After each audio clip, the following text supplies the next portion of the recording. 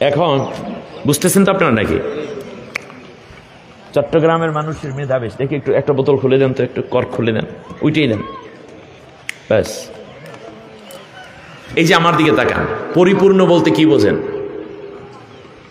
এই পানি আমি দিয়ে দিলাম বোতলের একেবারে বরাবর, এটা কি পূর্ণ হয়েছে বলেন?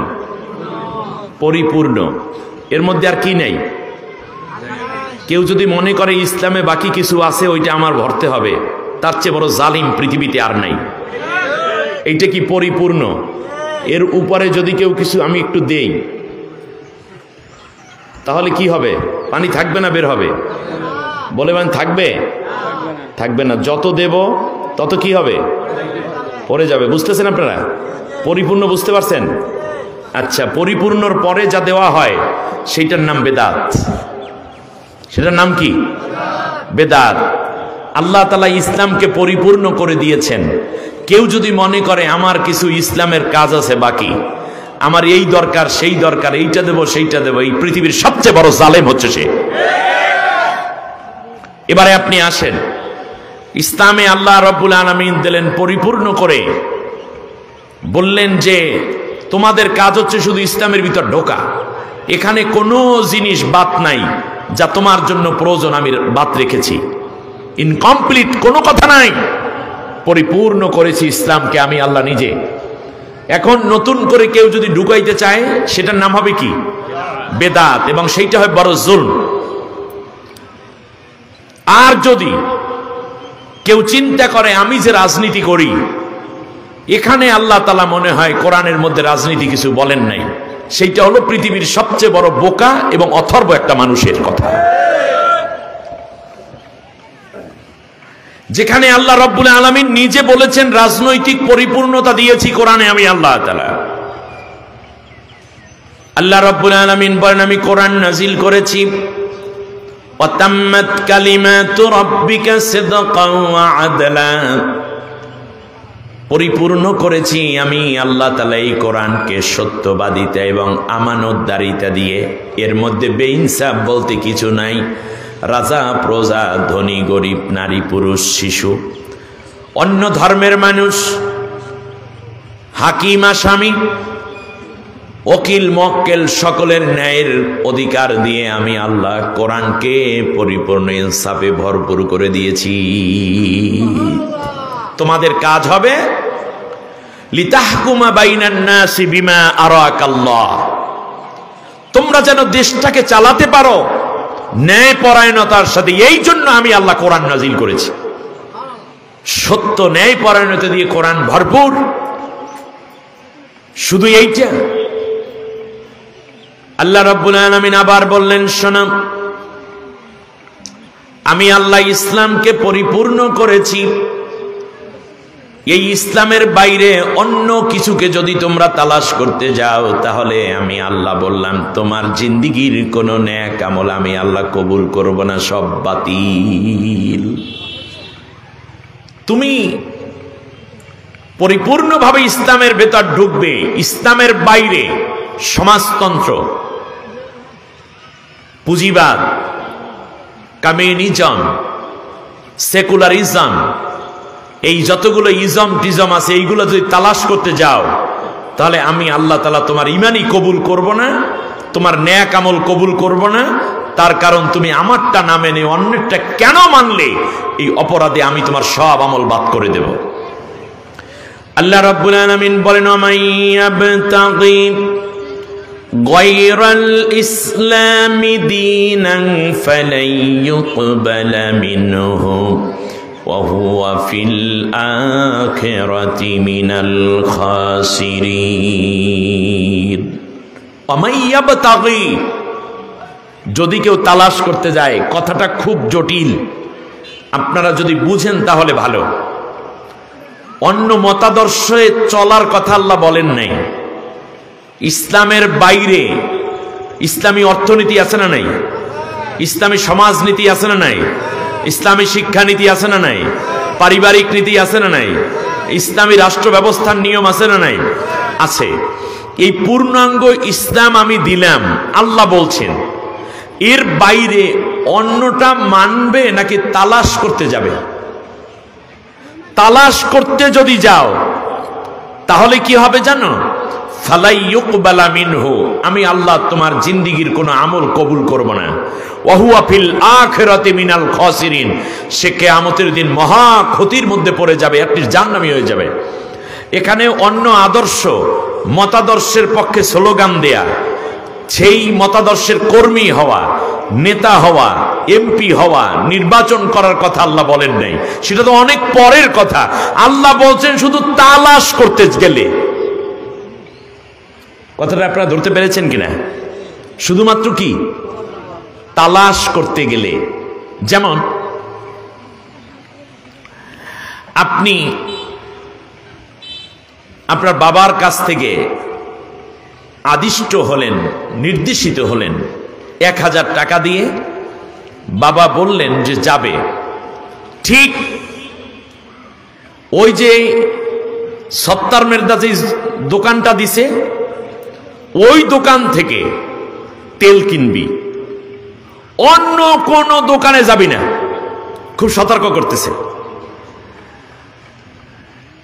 এমন কি অন্য কোন দোকানের তেলও কিনবি না, এই দোকানেও অন্য তেল কিনবি না, এই সরিষার তেল যেইটা এইটা নিয়ে আসবি, অন্যটা তালাশও করবি না। এর মানে কি বাবার শুধু এইটাই প্রয়োজন, অন্য কোনটা সে গ্রহণ করবে না। আপনি করছেন কি? টাকা নিয়ে যাইয়া ওই সত্তার হাওলাদার যে বলছে তার দোকান বাদ দিয়ে আপনি কাশেম মির্জার দোকানে গেছেন, সেই দোকান থেকে নিতে বলছে সরিষার তেল, আপনি নিয়ে আসছেন সয়াবিন তেল। বাপ আপনার উপর খুশি না বেজার? মহা বেজার, অসন্তুষ্ট।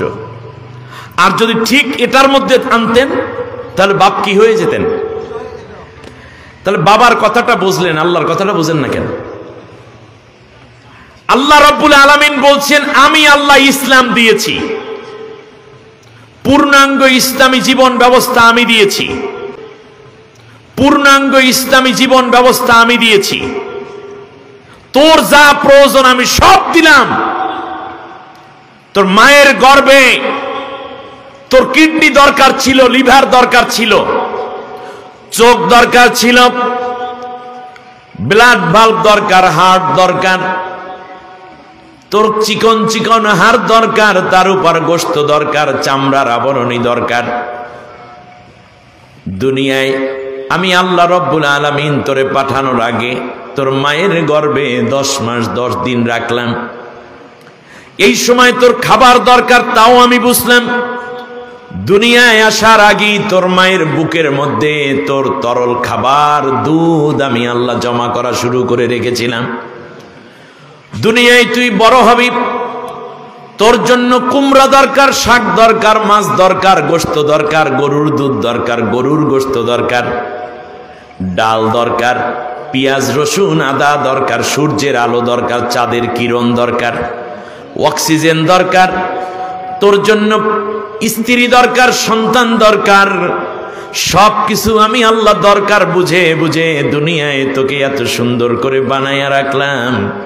আমি আল্লাহ মায়ের গর্ভে কি দরকার তা বুঝলাম, দুনিয়ায় ভূমিষ্ঠ হওয়ার পরে কি দরকার আমি আল্লাহ সেটাও বুঝলাম, সেটাও দিলাম। আর তোর জীবনটাকে পরিচালনা করার জন্য কেমন অর্থনীতি দরকার, কেমন সমাজনীতি দরকার, কেমন রাজনীতি দরকার, কেমন সংসদ দরকার, কেমন আন্তর্জাতিক নীতি দরকার, কেমন সেনা নীতি দরকার, কেমন যুদ্ধনীতি, কেমন সন্ধি নীতি দরকার, এটা কি আমি আল্লাহ বুঝি না? অতএব বান্দা, তোর জীবনটা পরিচালনা করার জন্য আমি আল্লাহ একটা ব্যবস্থা দিয়ে দিলাম। সেই ব্যবস্থার নাম আমি আল্লাহ নিজেই রেখে দিলাম ইসলাম। ইসলাম শব্দের অর্থ হল আত্মসমর্পণ করা। ইসলাম অর্থ কি? আত্মসমর্পণ করা। অর্থাৎ আমি যেই জীবন ব্যবস্থা দিয়েছি, এই জীবন ব্যবস্থার কাছে তুমি আত্মসমর্পিত হয়ে যাও। আসলিম আত্মসমর্পিত হও, অন্য কিছুর কাছে না, কেবল ইসলামের কাছে আত্মসমর্পণ করো। তাসলিম, তাহলে তোমরা শান্তি পাবে। সুবহানাল্লাহ বলেন। আর এখানে আল্লাহ তাআলা বললেন উদখুলু ফিস সিলমি কাফা, ইসলামে পরিপূর্ণ হও। তুমি যখন আত্মসমর্পিত হবে তখন আমার পক্ষ থেকে তোমাদের জন্য আসবে সালাম। সুবহানাল্লাহ বলেন। একটা ভাবে এফাল থেকে যখন আসবে ইসলাম, তখন হবে আত্মসমর্পণ করা। আর যখন সালাম শব্দটা আসবে তখন এর অর্থ হবে শান্তি। যেমন আমরা বলি আসসালামু আলাইকুম, অর্থ কি? তাহলে এখানে ইসলাম অর্থ কি? শান্তি। অর্থাৎ আল্লাহর কাছে আত্মসমর্পণ করে, ইসলামকে মেনে যারা আত্মায় শান্তি পায় তাদেরকেই আল্লাহ বলেছেন মুসলিম। তাদেরকে কি বলেছেন? মুসলিম। আপনারা কি ইসলাম গ্রহণ করে শান্তি পাচ্ছেন? কই? 18টা বছর ইসলাম ছিল না বলে জম্মের মতো মার খাওয়া লাগছে, সন্ত্রাসী তৈরি হয়েছে, মাদকে দেশ ছেয়ে গেছে, ঘরে মুসলমান ঘুমাইতে পারে নাই, দুর্নীতি করা হয়েছে, টাকা আত্মসাৎ করে বিদেশে পাচার করা হয়েছে, হাজার হাজার মানুষ গুম হয়েছে, হাজার হাজার মানুষ হত্যার শিকার হয়েছে, পঙ্গু হয়েছে, অপরের সম্পদ লুণ্ঠন করে নিজেরা পার বাড়ি করিয়া নিজেরাও পালাই গেছে। অভাব ছিল শুধু ইসলামের। এর আগে যারা আসছেন তারা খুব বেশি ভালো দেশে, এটা আমি বিশ্বাস করি না। তার কারণ ইসলাম না থাকার কারণে এইগুলার অবস্থা খারাপ হয়েছে। যদি ইসলাম আসে তাহলেই শান্তি আসবে। বলেন, ইসলাম আসলে কি আসবে? শান্তি আসবে। অশান্তির কারণ কোথায় এখন খুঁজে পেয়েছেন? এখন আল্লাহ রাব্বুল আলামিন বললেন, শোনো, এই যে শয়তান তোমাদের প্রকাশ্য দুশমন, তাহলে শয়তান আমাদের বন্ধু না শত্রু? এই যে তিনজনের শত্রু, বাকিদের বন্ধু মনে হচ্ছে। জোরে বলেন, ইসলাম এই শয়তান আমাদের বন্ধু না শত্রু? কিন্তু এই শত্রু কি কইল জানেন? শত্রু কইল, আল্লাহ তাআলা তুমি ইসলাম দিতে পারো, কিন্তু তুমি দেবা ইসলাম একটা, আমি দেব 1000টা অন ইসলাম। কথা বোঝেন নাই? শয়তান চ্যালেঞ্জ করল। শয়তান চ্যালেঞ্জ করে বলল, আল্লাহ সুম্মা লাআতিয়ান্নাহুম মিন বাইনি আইদিহিম ওয়া মিন খালফিহিম ওয়া আন আইমানিহিম ওয়া আন শিমাইলিহিম ولا تتخذوا أكثرهم شاكرين। আল্লাহ তুমি দেবা ইসলাম, আমি চার দিক থেকে বিভিন্ন মতবাদ ফেলে রাখবো। তাহলে আল্লাহর পক্ষ থেকে আসছে কি? ইসলাম। জোরে বলেন, আল্লাহটার নাম কি? ইসলাম। আল্লাহ যে জীবন ব্যবস্থা দিয়েছেন তার নাম কি? ইসলাম। এখন শয়তান চার দিক থেকে বিভিন্ন রকম মতবাদ ফেলে রাখছে। একটা সমাজতন্ত্র, আর একটা পুঁজিবাদ, ধর্মনিরপেক্ষ মতবাদ, এই যে মার্কসিজম, ক্যাপিটালিজম, এইরকম বহু ইজম ফালাই রাখছে। কিন্তু আল্লাহটা আসছে কোন দিক থেকে? উপরের দিক থেকে। জোরে বলেন, কোন দিক থেকে? আল্লাহর ইসলাম আসছে তো কোরআনের মাধ্যমে। কোরআনটাই তো ইসলাম, কোরআনটা নবীর আদর্শটাই ইসলাম, আল্লাহর হুকুমটাই ইসলাম। এখন আল্লাহ রাব্বুল আলামিন বলেন, ওয়াতাসিমু বিহাবলিল্লাহি জামিয়া, তোমরা সবাই মিলে আমার ইসলামটাকে ধরো। এই অর্ডারটা শুধু জামাত ইসলামের উপরে? কথা বলে না দর্শ? সর্বনাই হুজুরের উপরে, খেলাফত মজলিসের উপরে, শুধুমাত্র হেফাজত ইসলামের উপরে, বিএনপির উপরে এই হুকুম নাই আল্লাহর? কথা কয় না। জাতীয় পার্টির উপরে নাই, আওয়ামী লীগের লোকদের উপরে নাই। তাহলে আপনি বলেন, আল্লাহ তাআলা বলছেন উদখুলু ফিস সিলমি কাফা, তোমরা সবাই ইসলামে দাখিল হও। এর মধ্যে বেগম খালেদা জিয়াকে আল্লাহ অর্ডার করছে কিনা? তারেক জিয়াকে অর্ডার করেছেন কিনা? মির্জা ফখরুল ইসলাম আলমগীরেরও অর্ডারটা আছে কিনা? কথা বলেন, ভালো করে মুসলমানের মধ্যে জবাব দেন। এই অর্ডারের মধ্যে সরমনাই হুজুরে আছে কিনা? এরশাদের ভাই কি নাম জানো? মরহুম এরশাদ সাহেবের ভাইয়ের নাম জিএম গোলাম কাদের, উনি ওই অর্ডারের মধ্যে আছে কিনা? সেনাবাহিনী প্রধানও এটার মধ্যে আছে কিনা? নৌবাহিনী প্রধানও আছে কিনা? বিমান বাহিনী প্রধানও আছে কিনা? র্যাবের প্রধান আছে কিনা? পুলিশের আইজি আছে কিনা? আপনাদের এলাকার যারা এমপি পালাইয়া গেছে তারাও আছে কিনা? এরপরে এখন সামনে যারা এমপি হবেন তারাও আছে কিনা? আপনারা নাই। রিক্সা চালকের উপরে এই অর্ডার আছে না নাই? এই অর্ডারটা দেওয়ার আগে আল্লাহ তাআলা একটা গ্রুপ করেছেন, ইয়া আইয়ুহাল্লাযীনা আমানু, যদি ঈমানদার হও। বলেন কি হও? ঈমানদার হও। যেই রিকশাওয়ালার নাম সতেন্দ্র চন্দ্রশীল তার উপরে না, যদি আব্দুর রহিম নাম হয়, মোহাম্মদ সোহেল নাম হয়, জনাব আব্দুল করিম নাম হয়, ভ্যানওয়ালাও যদি হয়, সে যদি সুইপারও হয়, তার নাম যদি মরিয়ম বেগম হয়, অন্যের ঘরে কাজ করে, কিংবা সে কোনো শিল্পপতির বউ, এইটা দেখার বিষয় নাই। আপনি যদি ঈমানদার হন, তাহলে দল, মত, ধর্ম, বর্ণ, উঁচু নিচু, কালা সাদা, ধনী গরিব, শিক্ষিত মধ্যশিক্ষিত উচ্চশিক্ষিত, কর্মচারী মালিকের পার্থক্য নাই। আইডেন্টিটি যদি ঈমানদার হয়, আপনি যদি নিজেকে মোমেন বলে দাবি করেন, তাহলে আপনাকে ইসলামেই দাখিল হতে হবে, পরিপূর্ণ ইসলামে ঢুকতে হবে। এর বাইরে অন্য কিছু মতাদর্শ তালাশ করলেও আপনার ঈমান শেষ, আমল শেষ, আপনি জাহান্নামী। এত সরল কথা, এত সহজ কথা আল্লাহ বলে দিলেন, ইয়া আইয়ুহাল্লাযীনা আমানু, হে ঈমানদাররা।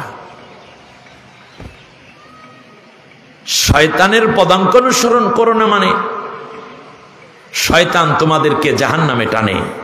এজন্য আল্লাহ তাআলা বলছেন, আল্লাহু ওয়ালিয়্যুল্লাযীনা আমানু ইউখরিজুহুম মিনাজ-যুলুমাতি ইলান-নূর।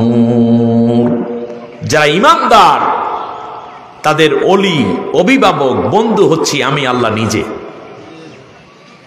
বলেন ওখানে কাদেরকে আল্লাহ ইনক্লুড করলেন? ইয়া আইয়ুহাল্লাযীনা আমানু, হে ঈমানদারেরা। প্রবেশ করো কিসের মধ্যে? ইসলামের মধ্যে।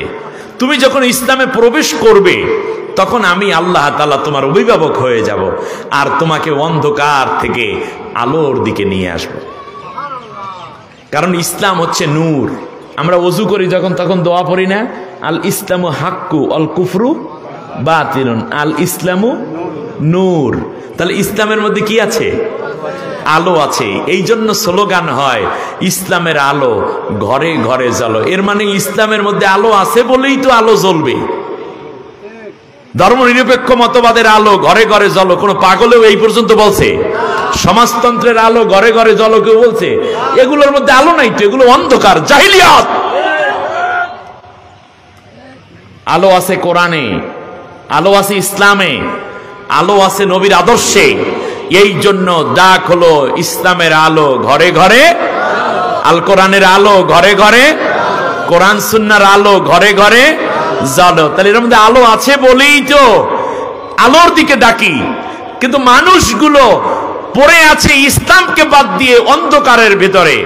এই জন্য আল্লাহ পরের আয়াতে বলছেন, ওয়াল্লাযীনা কাফারু আউলিয়াউহুমুত তাগুত ইউখরিজুনাহুম মিনান নূরি ইলাজ-যুলুমাত। আর ইসলাম বিরোধী শক্তি যা আছে, ইসলাম মতাদর্শের বাইরে যা আছে, সবগুলোই হচ্ছে অভিভাবক, হচ্ছে তাদের শয়তান। তাদের অভিভাবককে, আচ্ছা আমরা অভিভাবক হিসাবে শয়তানকে মানবেন না আল্লাহকে মানবেন? হ্যাঁ, কে কে আল্লাহকে মানেন অভিভাবক? দেখি তো একটু। মাশাআল্লাহ, দুইটা হাত উঁচু করেন। প্যারালাইজ না হলে দুই হাত উঁচান, আর এক হয়ে গেলে বাতোটা বাত। আমাদের অভিভাবককে, আমাদের অলিকে, শুভাকাঙ্ক্ষীকে আল্লাহ। আল্লাহ তাদের অভিভাবক যারা ইসলামের মধ্যে আসছে, সুবহানাল্লাহ বলেন। আর শয়তান তাদের অভিভাবক যারা ইসলামী রাজনীতি, অর্থনীতি, শিক্ষানীতি, সমাজনীতি বাদ দিয়ে ইসলামকে পরিপূর্ণভাবে প্রবেশ করে নাই, যারা তাদের অভিভাবককে শয়তান। অন্য আয়াতে আল্লাহ রাব্বুল আলামিন বলেন, শোনো, এই ইসলামকে প্রতিষ্ঠা করার জন্য দুইটা দল দুই পথে লড়াই করে। এখানে অভিভাবক হইল কয়জন? একজনকে। তা আল্লাহ অভিভাবক তাদের ইসলামের পথে যারা লড়াই করে, ইসলামের সাথে যারা আছে নাকি। আর শয়তান হইছে তাদের অভিভাবক যারা ইসলামের বিরুদ্ধে লড়াই করে, বিরুদ্ধে রয়ে গেল। তাহলে আল্লাহ তাআলা যাদেরকে ইসলামের জন্য কবুল করেছেন, ইসলামে যারা আসলো তাদের অভিভাবক আল্লাহ, তাদেরকে আল্লাহ অন্ধকার থেকে নিয়ে যাবেন কোন পথে? আলোর পথে। আলোটা কোথায়? কোরআনে, ইসলামে। এইবারে আসেন আলো, আলো নিয়ে একটু কথা বলি। দেখেন এই দুনিয়ায় আল্লাহ রাব্বুল আলামিন দুইটা আলো দিয়েছেন, একটা হচ্ছে কোরআন আর একটি হচ্ছে মুহাম্মদুর রাসূলুল্লাহ সাল্লাল্লাহু আলাইহি ওয়াসাল্লাম। তাই আল্লাহ রাব্বুল আলামিন বলছেন, শোনো আমি আল্লাহ তাআলা তোমাদেরকে অন্ধকার থেকে আলোর পথে নিয়ে আসতে চাই। সুবহানাল্লাহ বলেন। হ্যাঁ, আলোর পথে নিয়ে আসতে চাই। আল্লাহ সুবহানাহু ওয়া তাআলা বলছেন, শোনো এই যে আলো সেটা কি? আল্লাহ তাআলা বলছেন, ওয়াল্লাযীনা ইউমিনুনা বিমা উনজিলা ইলাইকা ওয়া মা উনজিলা মিন ক্বাবলিক। আমি আল্লাহ যে কোরআন নাজিল করেছি, এই কোরআনের উপরে যারা ঈমান আনে এবং এই যে নূর আমি আল্লাহ তাআলা নাজিল করেছি, এই নূরের উপরে ওয়ায়ুমিনুনা বিমা উনজিলা ইলাইকা নূরিম মির রাব্বিকুম, তোমার রবের পক্ষ থেকে যে নূর আসছে। সুবহানাল্লাহ বলেন। তাহলে কোরআনকে আল্লাহ তাআলা কি বলেছেন বলেন তো দেখি? নূর বলেছেন। আর মুহাম্মদ সাল্লাল্লাহু আলাইহি ওয়াসাল্লামকেও আল্লাহ সুবহানাহু ওয়া তাআলা নূর বলেছেন। আল্লাহু আকবার। আমার বন্ধুগণ একটু খেয়াল করে দেখুন যে আল্লাহ তাআলা বলছেন এই কোরআনটা হচ্ছে নূর। আল্লাহ তাআলা বলছেন, ফাআমিনু বিল্লাহি ওয়া রাসূলিহি ওয়ান নূরিল্লাযী আনজালনা। সূরা তাগাবুনের ৮ নম্বর আয়াতে আল্লাহ তাআলা বলেন, তোমরা ঈমান আনো আল্লাহর উপরে, নবীর উপরে, এবং যেই নূর আমি আল্লাহ নাজিল করেছি। সুবহানাল্লাহ। তাহলে আল্লাহ দিলেন কি? নূর। নূর অর্থ কি? আলো। এরপরে নবীকেও আল্লাহ তাআলা আলো বলেছেন, ইয়া আইয়ুহান নাসু قد جاءكم برهان من ربكم وأنزلنا إليكم نورا مبينا। আমি তোমাদের উপরে বোরহান নাজিল করেছি কোরআন, আর তোমাদেরকে একটা আলো দিয়েছি, মানে রাসূল সাল্লাল্লাহু আলাইহি ওয়াসাল্লামের জীবন আদর্শ, এটা একটা আলো। তাহলে দেখুন, একটা হচ্ছে নূর আর একটা হচ্ছে নার। বলেন তো শব্দ দুইটা কি বলেছি? একটা হচ্ছে নূর, নূর অর্থ কি? আলো। আর আরেকটা হলো কি? নার। নার মানে কি? জাহান্নাম, আগুন। নূর আসছে উপর থেকে, ইসলামটা আসছে কোন দিক থেকে? উপর দিক থেকে। তা আল্লাহ নিজে নূর। আল্লাহ কি? নূর। আল্লাহ তাআলা বলছেন, আল্লাহু নূরুস সামাওয়াতি ওয়াল আরদ মাসালু নূরিহি কামিশকা। আল্লাহ তাআলা বলছেন, আমি নূর, আমি এই নূর তোমাদের জমিনের বুকে আমার আলো ছড়িয়ে রেখেছি। বেশ ভালো। তা নবীজি সাল্লাল্লাহু আলাইহি ওয়াসাল্লামকে আল্লাহ নূর বললেন। এখন আল্লাহ তাআলা বললেন, শোনো তোমরা সবাই মিলে এই ইসলাম নামক নূর যেটা দিলাম এটার ভিতরে দাখিল হয়ে যাও। তাহলে কি হবে? আমি আল্লাহ তাআলা তোমার সাথে একটা সম্পর্ক গড়ব, আমি তোমার ওলি হয়ে যাব। আর আমার যখন আমি কারো ওলি হয়ে যাই, ফাকাদ ইসতামসাকা বিল উরওয়াতিল উসকা লা ইনফিসামা লাহা, তখন ওই বান্দার সাথে আমার এমন একটা সম্পর্ক হয়ে যায়, পৃথিবীর কেউ আমার হাত থেকে আমার বান্দাকে ছুটাই নিতে পারে না। কারণ আল্লাহ কি হয়ে যান তখন? অভিভাবক হয়ে যান। তাহলে নূর আসে কোন দিক থেকে? উপরের দিক থেকে। আর নার আসে চারিদিক থেকে। আপনারা বলুন তো দেখি, আমরা প্রগতি চাই, উন্নতি চাই। উন্নতি মানে কি? উপরে ওঠা। উন্নতি মানে কি? উপরে ওঠা। কিন্তু আমাদের কাছে যেই অন্যান্য ইসলামের বাইরে যে মতবাদগুলো আছে, সেইগুলো কি উপর থেকে আসছে না নিচ থেকে আসছে? এই জমিন থেকে আসছে। আপনারা বলেন তো দেখি, জান্নাতটা কি নিচে না উপরে? এই তো আমরা যেতেও চাই জান্নাতে। তা ইসলামী জীবন দর্শন আসছে কোত্থেকে? জান্নাত থেকে। কোরআনটা আসছে কোন দিক থেকে? নিচ থেকে না উপর থেকে? এই জন্য কোরআনকে বলা হয়েছে আনজালনা, ইন্না আনজালনাহু ফি লাইলাতিল কদর।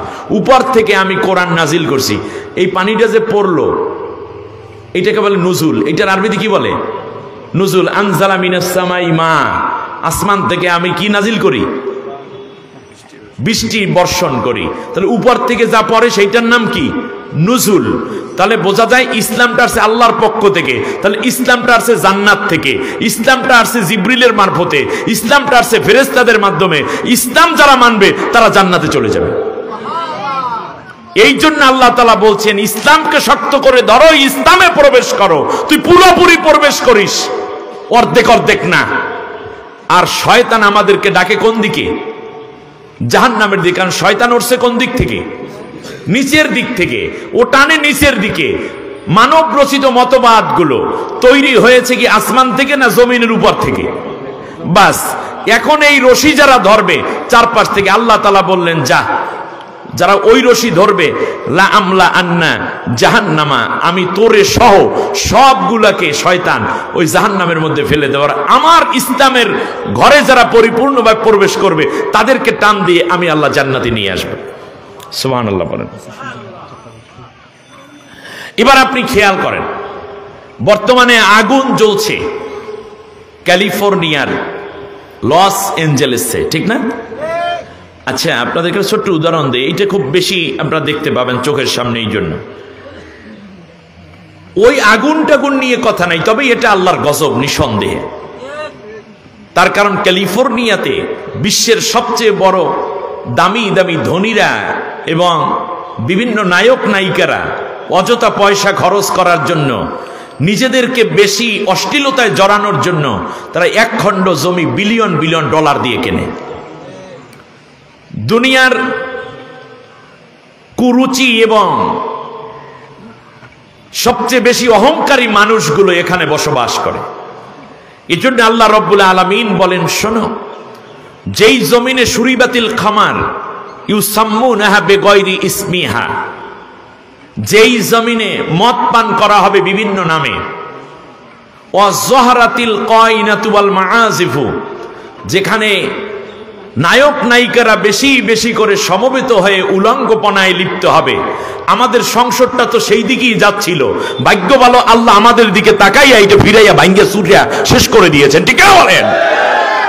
আমাদের ভয় হচ্ছিল, আমার বুকটা ফাটতে যায়। মার্কা এক মহিলা, টাকলার মতো জঘন্য কুরুচিপূর্ণ একটা ব্যক্তি, সেখান থেকে ক্রিকেটার হয়ে নায়ক নায়িকা গায়ক গায়িকাদের যেভাবে সংসদ ভরা শুরু হয়েছিল, আমার ভয় হচ্ছিল রক্তের বিনিময়, জীবনের বিনিময়ে আল্লাহ বাংলাদেশের মুসলমানদেরকে হেফাজত করেছেন।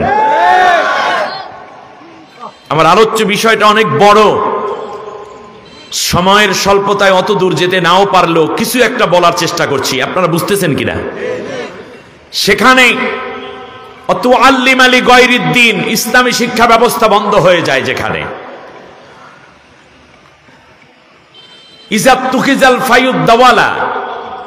রাষ্ট্র যারা চালায় তারা যখন জনগণের সম্পদ লুণ্ঠন করা শুরু করে দেয়, এই রকম বিভিন্ন অন্যায়গুলো যখন চলতে থাকে কোন জায়গায়, তখন আল্লাহ তাআলা পাঠান সেখানে ঝালঝালা ভূমিকম্প, সেখানে পাঠায় রিহাল হামরা, আগুনের বাতাস। ওরা মনে করে বাতাস বেড়েছে, বোকা নাকি বিজ্ঞানীরা? তোমরা ধরার আগে তোমাদের ক্যালিফোর্নিয়া পুড়ে শেষ হয়ে যাবে। তার কারণ ওই বাতাসটাই আগুন, আগুনটাই বাতাস। রিহাল হামরা, আগুনের বাতাস।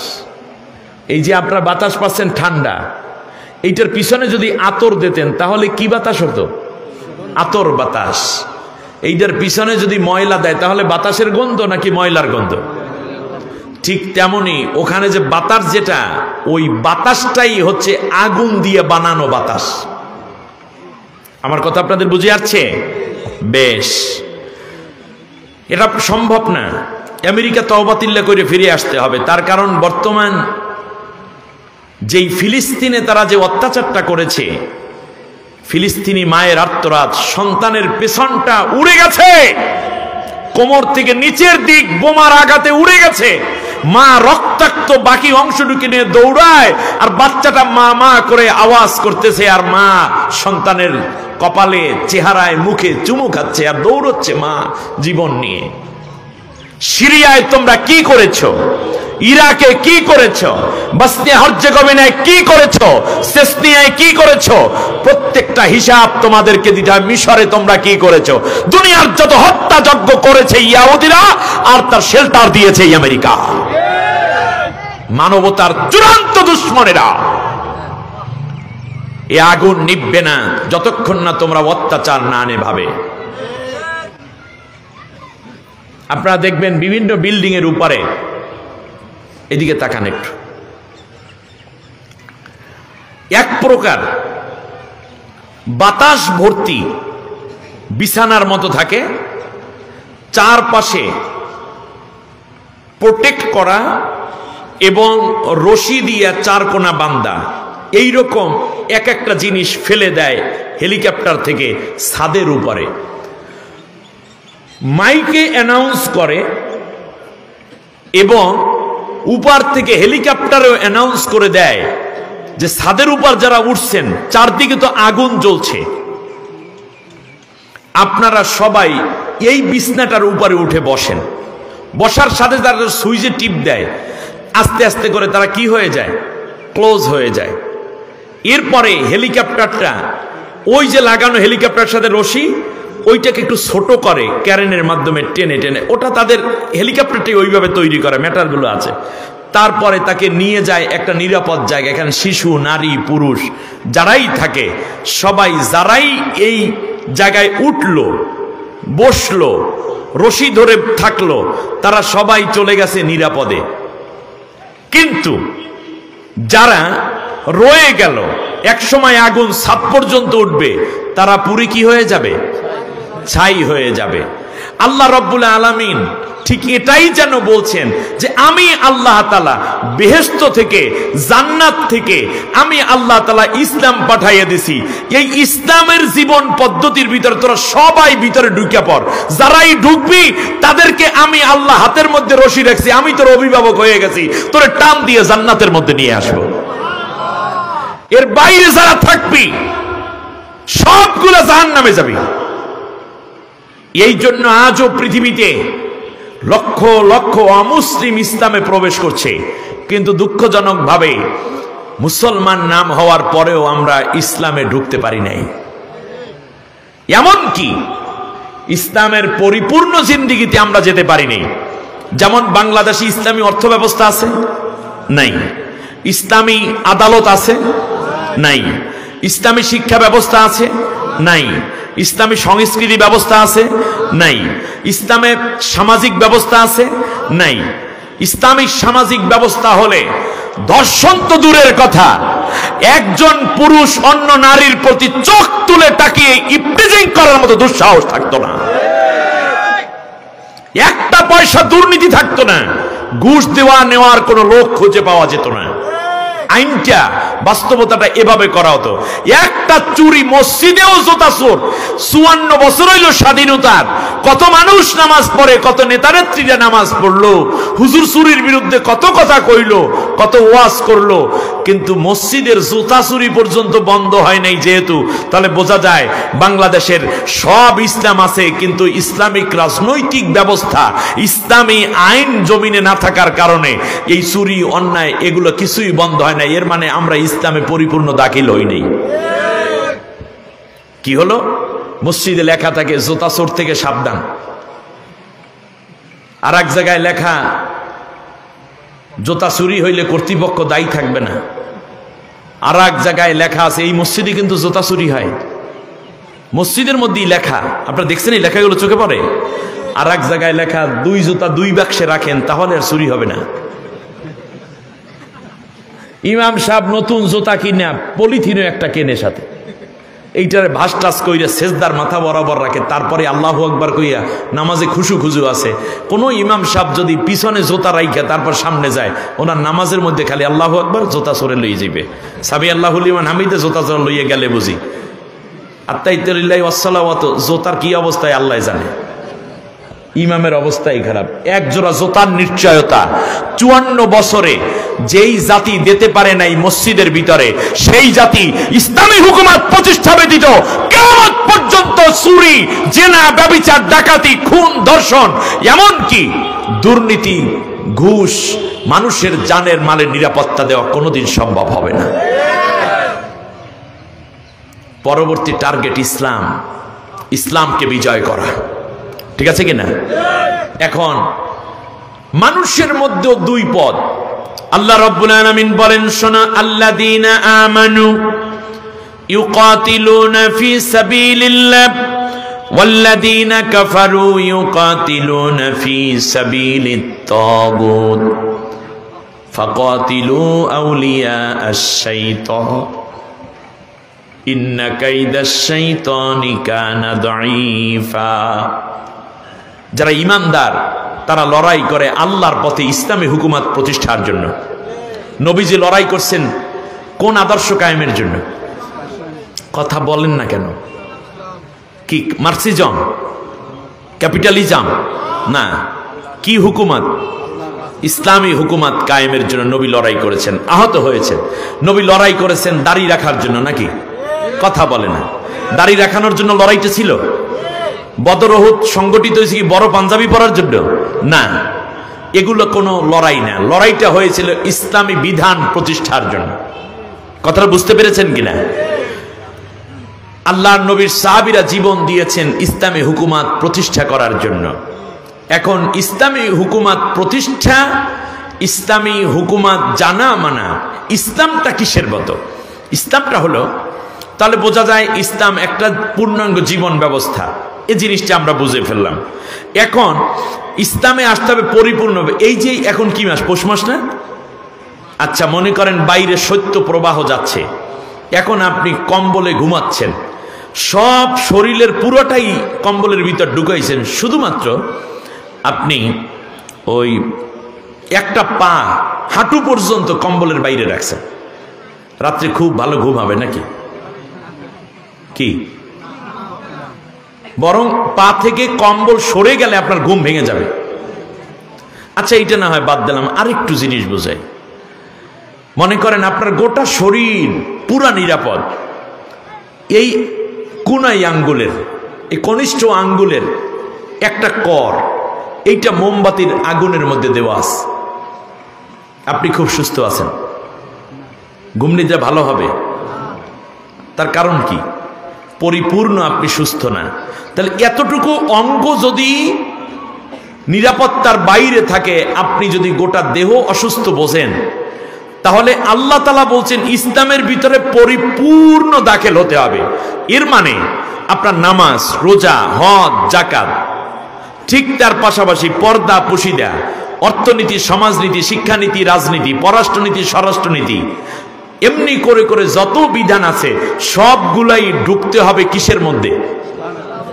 এই ইসলামের ভিতর যারা ঢোকে তারা হয় মুসলিম। আমরা নামাজের মধ্যে মুসলিম থাকি, কিন্তু অর্থনীতির ক্ষেত্রে যাই আমরা মুসলিম থাকি না।